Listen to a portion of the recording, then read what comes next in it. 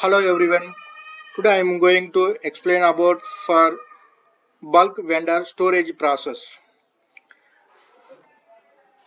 This is normally it is called inventory is stored in our site but the owned by the vendor.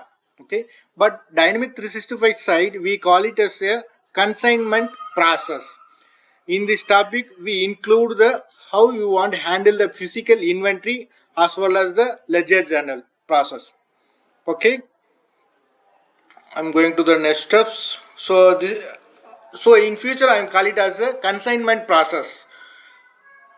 Is a bulk vendor storage process. Okay, in this dynamic 365 site, we want to generate the consignment refreshment order first. Then we want to force the product receipt. Then we can able to trigger how much quantity in the consignment inventory we have. We can able to trigger the point, or we can able to see the vendor collaboration portal wise also. In this diagram it shows how you want to receive the product, the consignment replacement order and product receipt. So in this time the inventory is stored as the only in our site, but owned by the vendor only. Then we can able to change the ownership from the vendor to our company inventory. Then we need to post the journal.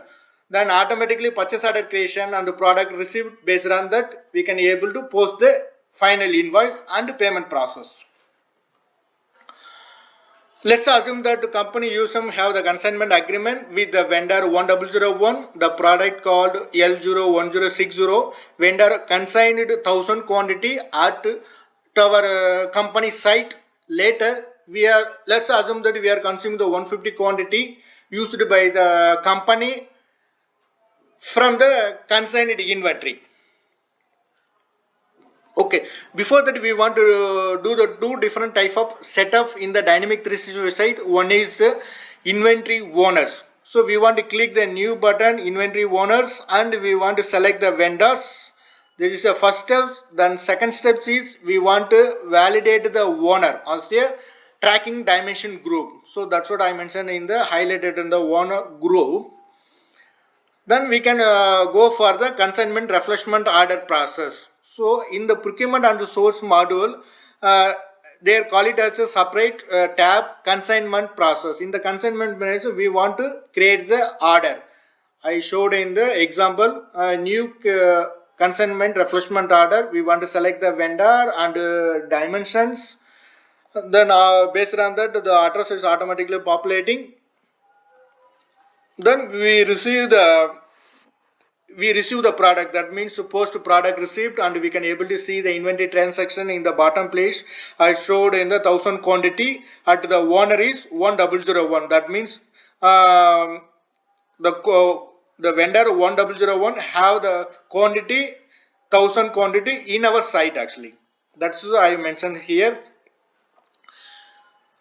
Then this is another option. We can able to see the consigned quantity with online based on our vendor collaboration portal site. So they can able to see frequently how much quantity they consumed, how much quantity is available in their site, with how much quantity available in our owner site.